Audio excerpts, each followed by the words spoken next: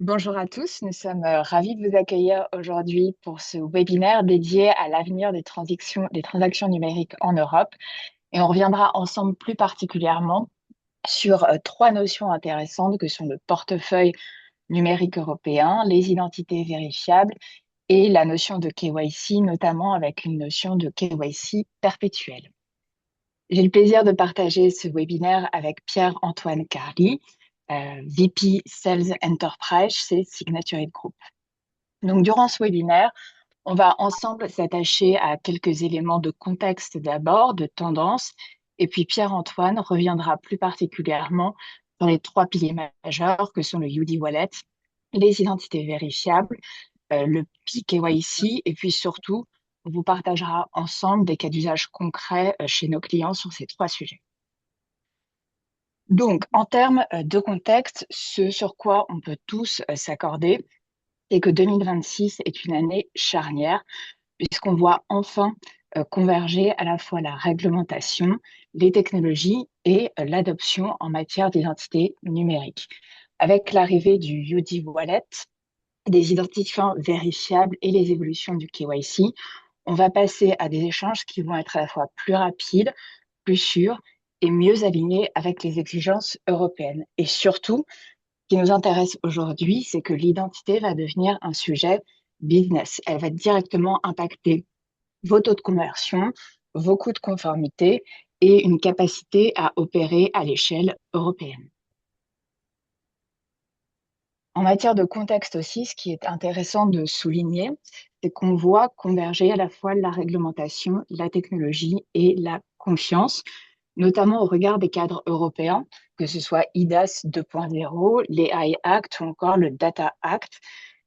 Ces technologies, en fait, vont rendre la confiance et l'identité réutilisables. Et c'est ça qui change réellement aujourd'hui. La confiance n'est plus une case à cocher, c'est plus un élément simple du parcours. C'est un fondement de différenciation pour les différentes organisations. Elles vont pouvoir anticiper, en tout cas celles qui vont anticiper, vont pouvoir transformer la conformité en accélérateur de business, aller plus vite sur les transactions, avec moins de risques et surtout une meilleure expérience utilisateur sur l'exercice. Alors revenons ensemble un peu plus particulièrement sur l'essor de ces écosystèmes d'identité numérique de confiance. Là où on va changer de paradigme, on l'évoquait il y a un instant, c'est plus uniquement prouver qui je suis, mais ça va être de créer une confiance, une capacité d'identité à la fois continue et réutilisable. En 2026, à la fin de l'année, l'identité pour chacun des citoyens en France va devenir portable, euh, centrée sur la confidentialité et surtout, c'est ça qui change, c'est que ça va être interopérable au niveau européen. Et si on ajoute à ça les capacités en matière d'IA, de biométrie, d'orchestration des différents signaux de fraude, tout cela va venir renforcer la sécurité sans ajouter de friction dans le parcours. Donc c'est un principe gagnant-gagnant où les contrôles seront moins lourds en matière d'administration et de perception et avec une automatisation qui, elle, sera plus intelligente. Donc, à quoi ça ressemble finalement de passer d'une vérification ponctuelle à une orchestration continue pour les organisations? Sur une vérification ponctuelle, on vérifie une fois et le processus est terminé. Maintenant, on va pouvoir travailler sur des systèmes d'orchestration en continu, qu'il s'agisse finalement de l'identité, du risque ou de la conformité. Tout va pouvoir s'interconnecter en temps réel. Et finalement, ça va changer beaucoup de choses à la fois pour les organisations et les utilisateurs. On va réduire la fraude, on va également faciliter les audits et surtout, on va améliorer l'expérience en évitant de redemander de manière systématique ou en tout cas régulière les mêmes documents aux utilisateurs. Et là, il s'agit d'un mouvement de fond et il va vraiment concerner l'ensemble des acteurs des marchés réguliers. Pour compléter cet élément de contexte, on parle aujourd'hui de conformité intelligente. C'est une notion assez intéressante et comment la dérouler en termes d'avantages concurrentiels. Donc, la conformité, on l'a vu ensemble, ça devient un vrai facteur de différenciation sur le marché et plus uniquement une contrainte. Les organisations qui seront en mesure de mettre en place des systèmes où à la fois la gouvernance, le risque et l'automatisation travaillent ensemble seront celles qui mettront en œuvre cette fameuse conformité intelligente. Et vraiment, l'élément à retenir sur ce principe, c'est que plus les réglementations évoluent, se complexifient, plus l'avantage sera à ceux qui sont en mesure d'automatiser ces processus, de les tracer, mais également de les auditer by design, c'est-à-dire vraiment par défaut et de manière native sur les solutions employées. Et 2026, en ce sens, devient un levier de compétitivité au regard de ces changements structurels. Donc, on insiste vraiment sur cette notion de contrôle réactif qui est très largement utilisée à une intelligence proactive dans le cadre des transactions qui sont opérées. Finalement, un modèle réactif, on peut opérer avec des contrôles manuels, ponctuels. Dans un modèle proactif, on vise une surveillance continue, la détection de patterns dans les usages et le déclenchement d'alertes. Et c'est là, en fait, qu'on introduit la notion de PKYC. Donc, le KYC, donc le Know Your Customer ou la phase d'entrée en relation ou encore d'onboarding avec son client. Là, il s'agit de l'automatiser pour le rendre perpétuel et donc à la fois plus sûr et plus léger. L'idée du PKYC, c'est de suivre les évolutions du profil du client ou du prospect en continu plutôt que de faire un KYC tous les X mois. Le résultat pour les organisations, c'est moins coûteux, une moindre exposition au risque et une conformité qui finalement est beaucoup plus robuste, qui est orchestrée de manière quasi perpétuelle. Et dans certains secteurs, ça peut également répondre à certaines exigences qui sont portées en matière de supervision. Autre élément de contexte très important auquel font face l'ensemble des organisations, c'est l'automatisation. La convergence à la fois entre les documents dans le cadre des transactions des données et leur orchestration. Aujourd'hui, pour les organisations, traiter de manière distincte ou en briques isolées à la fois la signature, la vérification de l'identité, l'archivage ou la conformité devient problématique. Il faut pouvoir considérer les plateformes de conformité comme les réelles colonnes vertébrales des transactions, que chacune puisse se connecter à chaque étape, rendre le processus traçable et puis surtout permettre de passer à l'échelle pour avoir une capacité de volume face à ces transactions. Et c'est ça que l'automatisation va rendre possible, tout en étant également synonyme d'intégrité. Souvent, avec l'automatisation, le synonyme, c'est de se dire on fait plus vite, on accélère la productivité, certes, mais on peut aussi, grâce à l'automatisation et avec les technologies et les réglementations qui se mettent en œuvre, faire plus fiable également, ce qui est un axe différenciateur et intéressant en matière de tendance. Le contexte de l'IA, tout le monde y fait également face aujourd'hui, mais concevoir l'IA comme un accélérateur de confiance, c'est également un sujet qui aujourd'hui est discuté. L'IA aujourd'hui, ce n'est plus seulement une capacité à assister dans la réalisation des tâches, mais c'est vraiment de mettre en œuvre une IA qui va renforcer la chaîne de confiance.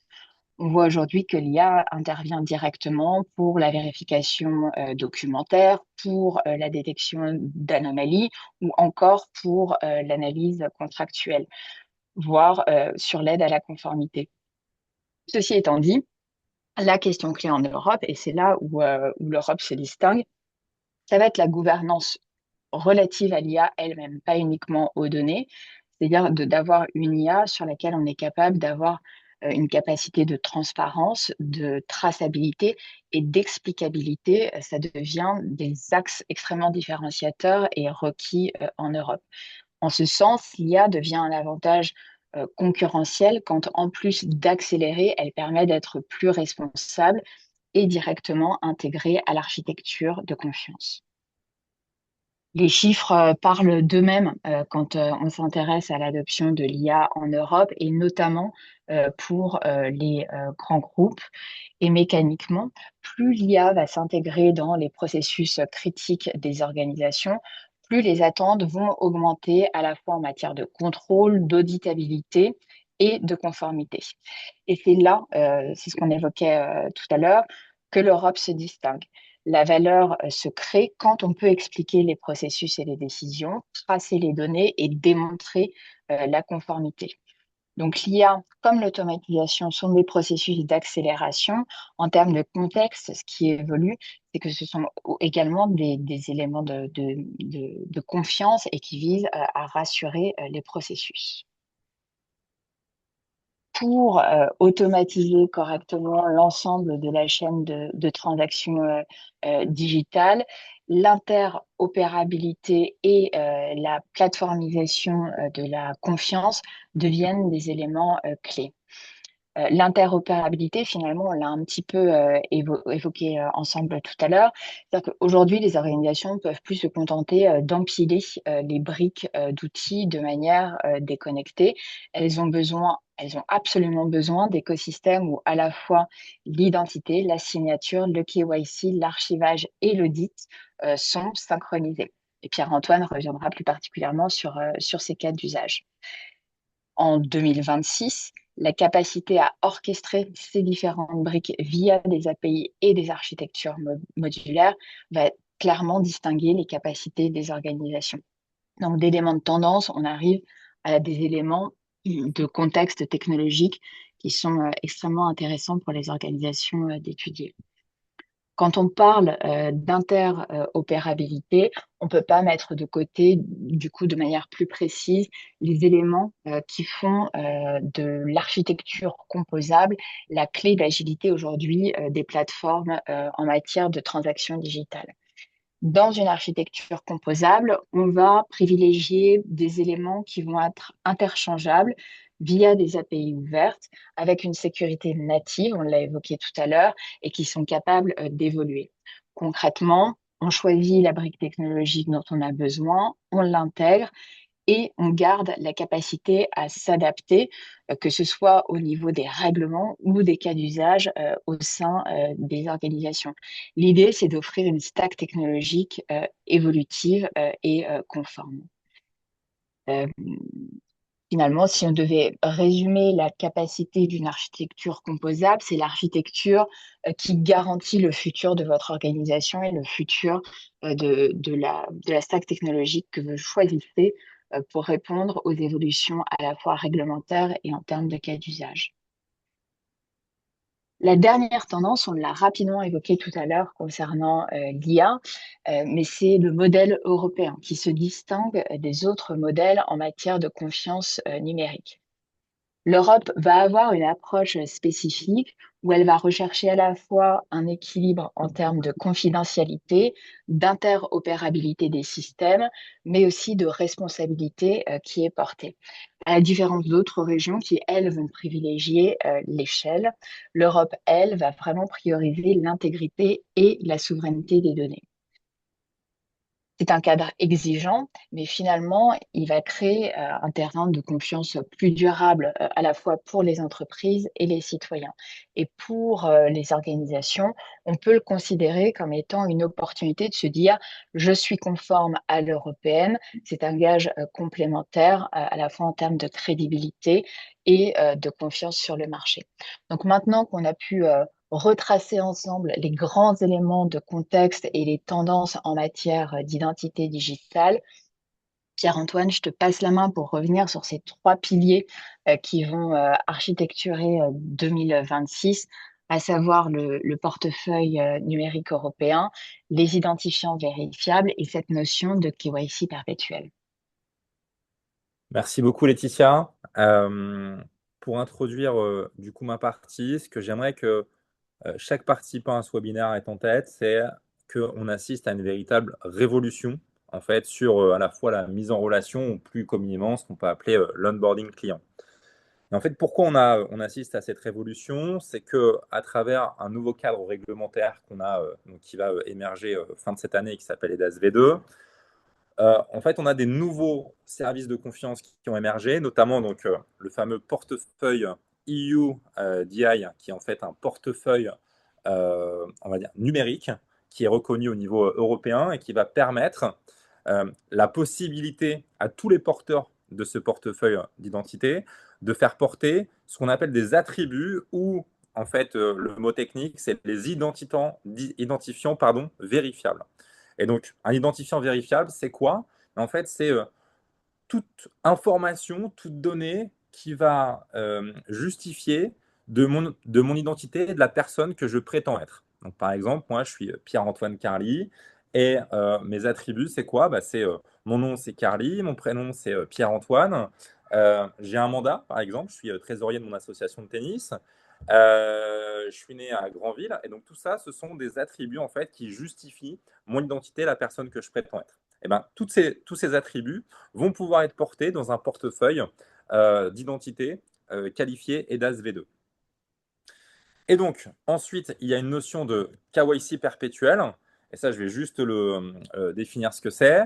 C'est un modèle où l'identité et les informations d'un utilisateur peuvent être vérifiées, mises à jour en continu via le wallet numérique, au lieu d'être vérifiées une seule fois au moment de l'entrée en relation. Donc, ensuite, si on reprend le rétro-planning finalement de cette nouvelle législation, pardon, on avait EDAS V1. Alors, EDAS V1, c'était une réglementation européenne qui établit un cadre commun pour des services tiers de confiance afin de faciliter les transactions numériques en Europe, avec des premiers services de confiance à l'époque qui étaient l'identification électronique, la signature électronique et les certificats électroniques. Tout ça a facilité les transactions numériques à travers l'ensemble des pays européens. C'était vraiment là l'objectif clé, c'était de se dire, il y a un marché commun qui s'appelle l'Union européenne, on va faciliter les transactions numériques à travers des services de confiance. La problématique, ou plutôt finalement le bénéfice, alors à voir comment on l'analyse, c'est que ce marché unique avec ces transactions numériques ont explosé durant les 10 dernières années. Elles ont non seulement explosé, donc, ce qui fait que le marché européen est devenu un marché extrêmement intéressant et lucratif, mais à la fois, les fraudes également, durant ces transactions numériques, ont explosé. Et donc, pour pallier à ça, la Commission européenne s'est réunie et donc a créé un nouveau volet de EDAS en passant de EDAS V1 à EDAS V2. Et donc, EDAS V2, c'est quoi? C'est un cadre réglementaire qui vise à renforcer l'identification numérique de manière à pallier à la montée croissante de la fraude avec de nouveaux services de confiance, à la fois le wallet, on vient d'en parler, et l'archivage électronique qualifié. Et donc, cette nouvelle réglementation, elle vient s'appliquer dès la fin de cette année. Alors en fait, si on est très exact, il y a plusieurs, ce qu'on appelle des lots d'actes d'exécution qui, en fait, ont commencé début d'année 2026. Et le troisième dernier lot d'actes d'exécution va finir en fin d'année pour enfin officialiser euh, la, euh, l'application de EDAS V2. Donc, slide suivante, s'il te plaît.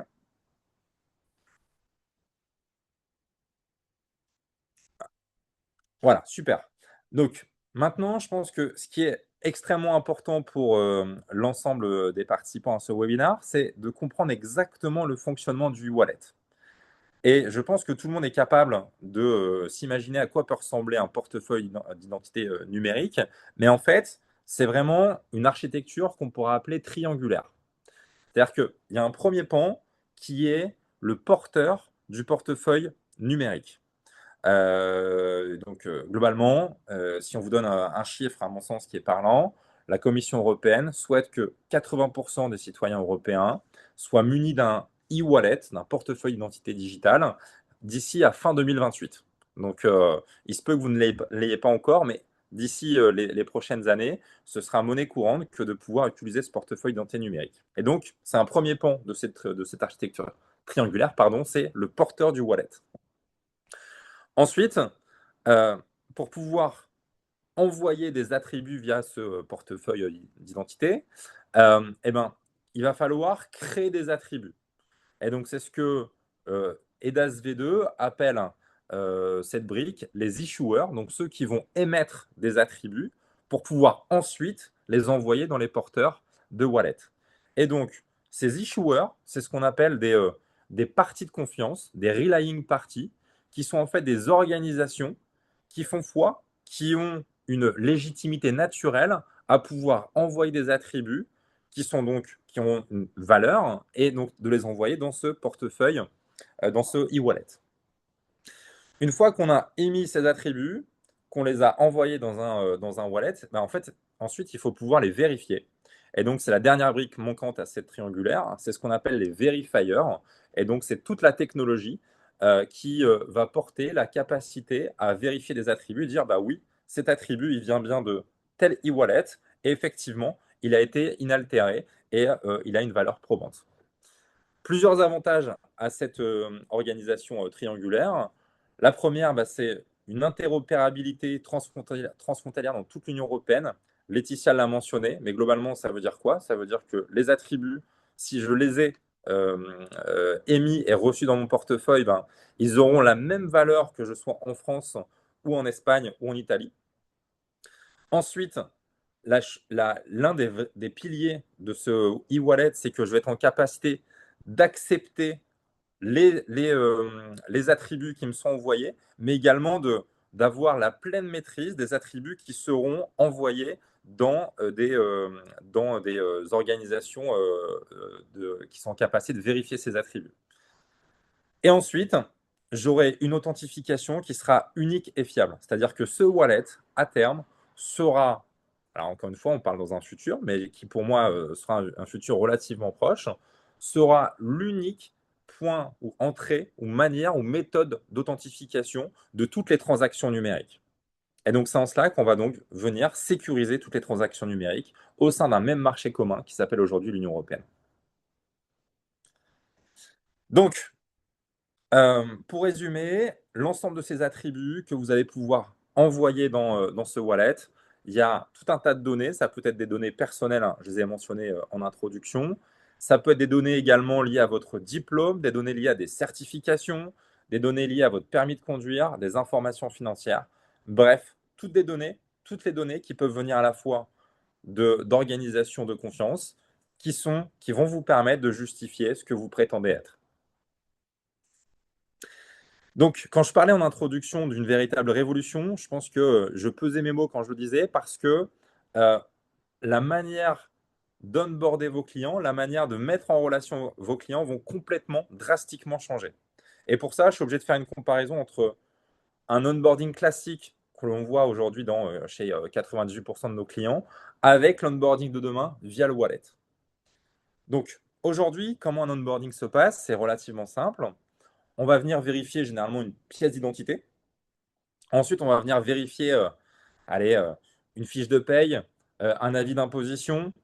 Ensuite, on va venir apposer une signature au contrat, une fois qu'on a vérifié l'identité et les différents attributs de la personne. Et ensuite, la personne va pouvoir souscrire à un produit financier. Donc ça, aujourd'hui, c'est le parcours relativement classique d'un onboarding client. La problématique à ça, c'est que lorsqu'on vérifie un avis d'imposition, une pièce d'identité ou une fiche de paye, bah, finalement, on laisse l'opportunité à la personne de venir modifier en amont ces données et ensuite de les envoyer dans le parcours de mise en relation, dans le parcours d'onboarding. Et donc, c'est en cela que le nouveau parcours qui va être proposé par ce nouveau cadre réglementaire et d'ASV2 va drastiquement changer et on va assister à une révolution. C'est qu'on va être sur un autre mécanisme. Et ce mécanisme, il est le suivant. Lorsque vous allez avoir besoin, par exemple, de souscrire à un produit, on va dire financier pour l'exemple, vous allez vous authentifier avec votre wallet. Sachant que mon identité est déjà portée par mon wallet, je suis automatiquement authentifié comme étant Pierre-Antoine Carly. On va me demander tout un tas d'informations liées à ma personne. Sachant que ces informations sont déjà stockées sur mon wallet, je vais pouvoir, de manière consciente, envoyer l'ensemble de ces informations, aujourd'hui appelées attributs, directement via l'organisation qui a besoin de ces informations pour ensuite me donner accès à ce produit financier. Et ensuite, le processus d'onboarding est fini. Et donc, c'est en cela que c'est une révolution, c'est que non seulement j'ai raccourci drastiquement ce qu'on appelle le time to yes, donc la capacité à onboarder une personne, mais également, j'ai, en tout cas en tant qu'organisation qui souhaite onboarder la personne, j'ai accès à des attributs qui sont déjà préalablement vérifiés. Et donc, je n'ai plus à les vérifier car ils ont déjà été préalablement vérifiés. Et donc, la transaction est raccourcie et surtout, la transaction est sécurisée. Et donc, c'est l'une des méthodes qu'a choisi la Commission européenne pour forcément réduire drastiquement la fraude. Donc, sur la slide suivante, je vous ai mis un cas d'exemple extrêmement simple. J'ai besoin de souscrire un produit financier. Donc, c'est en 6 étapes. Je vais sur le site de l'assureur. Je choisis la méthodologie d'identification par le wallet pour m'authentifier. J'ouvre mon ID Wallet. Je scanne le QR code, donc qui est directement sur le site de l'assureur. Je consens à partager les attributs qui sont demandés. Il s'identifie, poursuit la procédure sur le site web de la banque en consultant les conditions générales comme dernière étape. L'ensemble des attributs ont été envoyés, ils sont vérifiés, le dossier est complété, c'est bon, vous avez accès au service de l'organisation.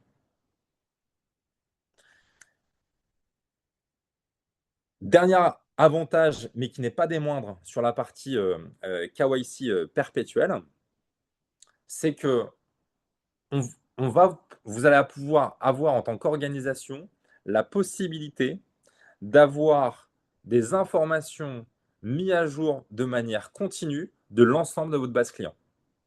Et ça, c'est encore une fois une nouvelle révolution. Le KYC perpétuel qui va en fait faciliter la remédiation.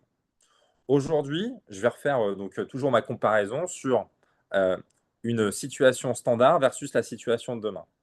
Aujourd'hui, vous avez onboardé vos clients. Vous avez donc une pièce d'identité, des informations qui peuvent être la fiche de paie, l'avis d'imposition. Un instant T, pardon, je vais y arriver. La problématique qu'on rencontre chez tous nos clients, c'est qu'ils nous indiquent, ah bah attendez, en fonction du régulateur, moi j'ai besoin de revérifier, ce qu'on pourrait appeler une remédiation revérifiée de manière continue. Alors parfois en fonction des régulateurs, ça peut être les 2 ans, les 5 ans, les 10 ans, en fonction des produits qui sont souscrits. Ils ont besoin de revérifier que leurs bases clients ne sont pas soumis à des listes de sanctions, que les personnes sont effectivement peuvent bien avoir accès à leurs produits financiers. Et donc, ils sont obligés de, finalement, ce qu'on pourrait appeler repasser à la moulinette l'ensemble des documents qu'ils ont initialement obtenus lors du premier onboarding. Et donc, non seulement c'est coûteux, mais également, vous allez ressolliciter la base client sur une action qu'ils n'ont pas forcément envie de faire ou sur laquelle ils ont complètement oublié de l'effectuer. Ça, c'est aujourd'hui la situation actuelle. La situation de demain, grâce au e-wallet, c'est que vous allez pouvoir, lorsque la personne s'est identifiée avec un e-wallet, pouvoir rappeler à fréquence souhaitée les attributs qui sont perpétuellement mis à jour par le porteur du wallet. La question qu'on peut se poser, c'est OK, mais pourquoi il aurait intérêt à mettre à jour ces attributs? En fait, la réponse est relativement simple.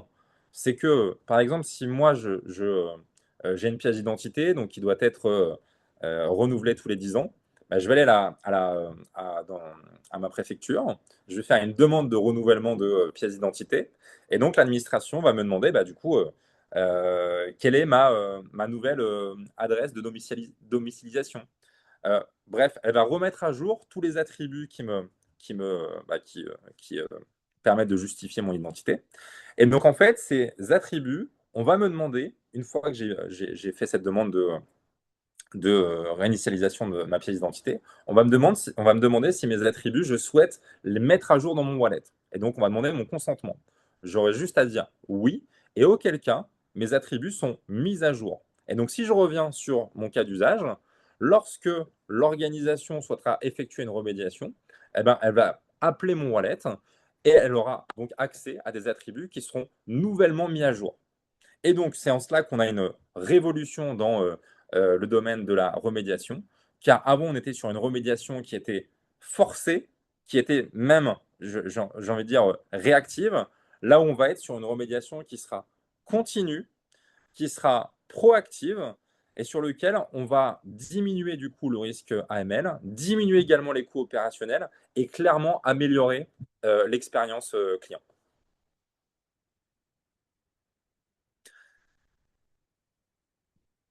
Du coup, on voulait avec Laetitia vous donner des exemples très concrets de clients qu'on accompagne aujourd'hui dans la mise en place de ce wallet.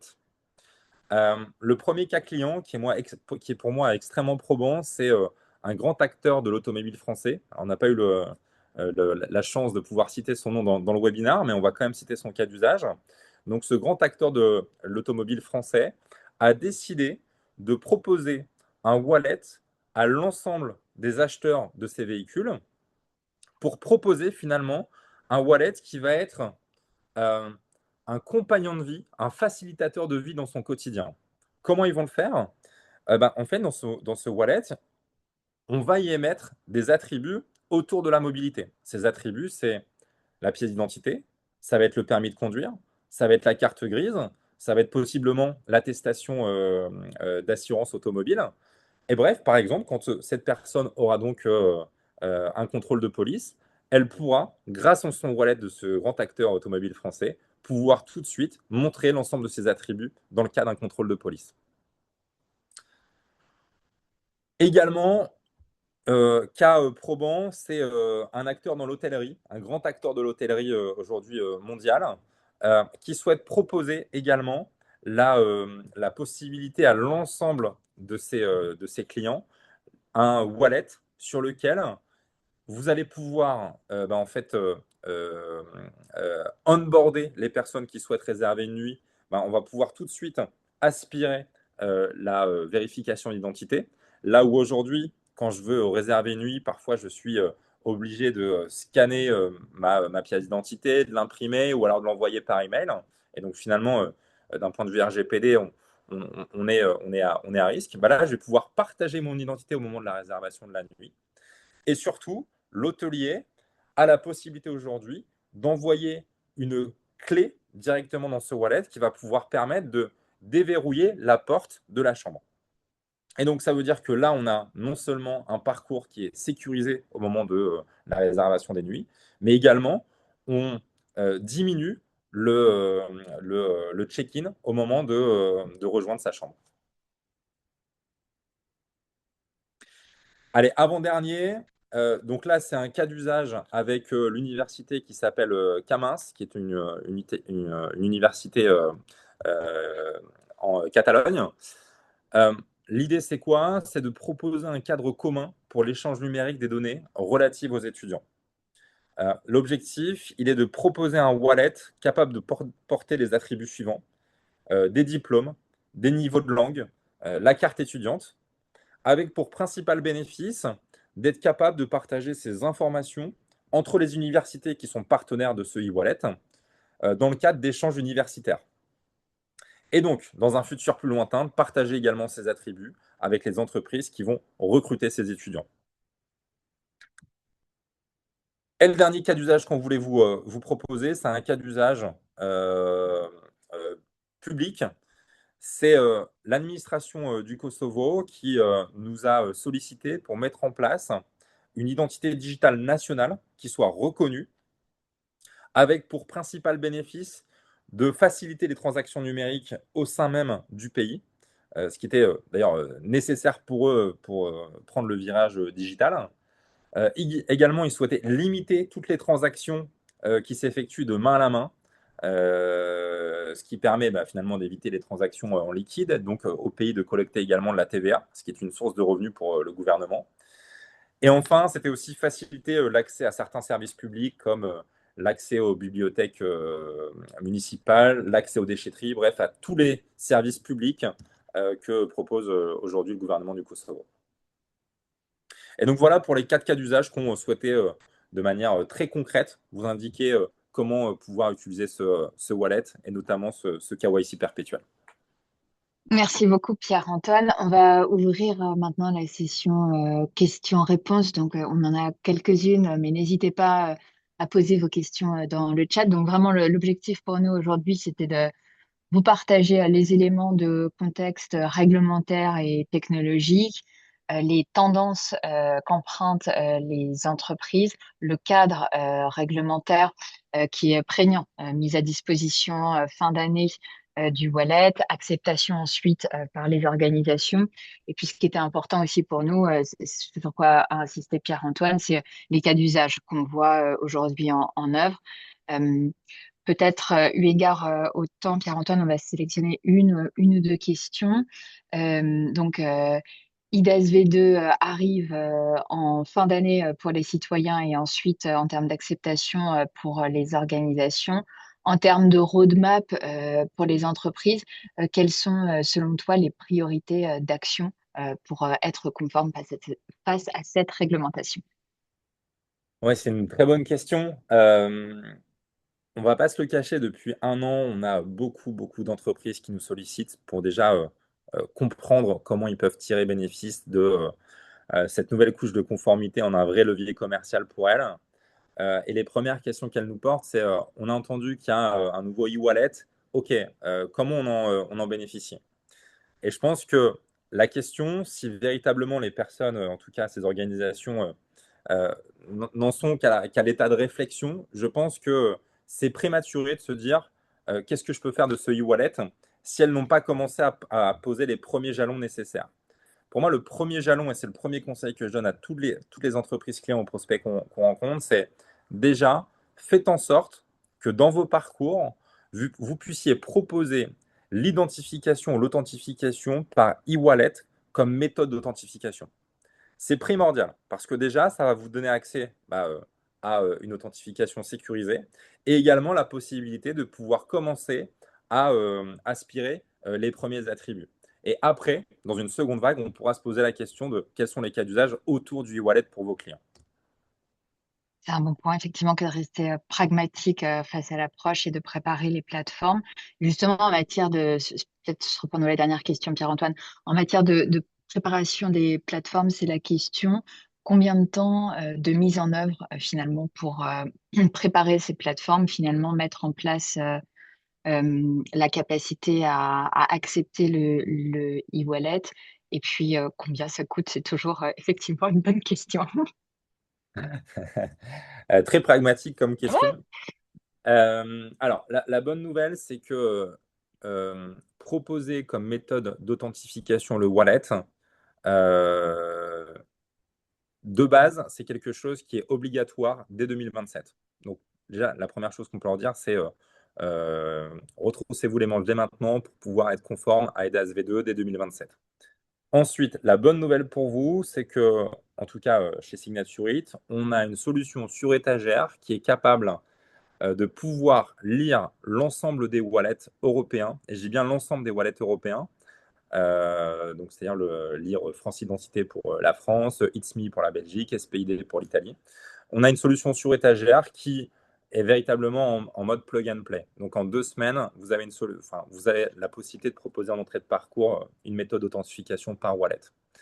Ensuite, combien ça coûte? Alors, c'est toujours très difficile à répondre à cette question, mais ça dépend bien évidemment des volumes. Mais on est véritablement sur, en fonction de volumes élevés à peu élevés, on sera sur quelque chose entre 60 centimes par authentification jusqu'à potentiellement 15 centimes en fonction des volumes. Bref, on n'est pas sur un budget conséquent, mais on est sur une mise en conformité nécessaire et obligatoire.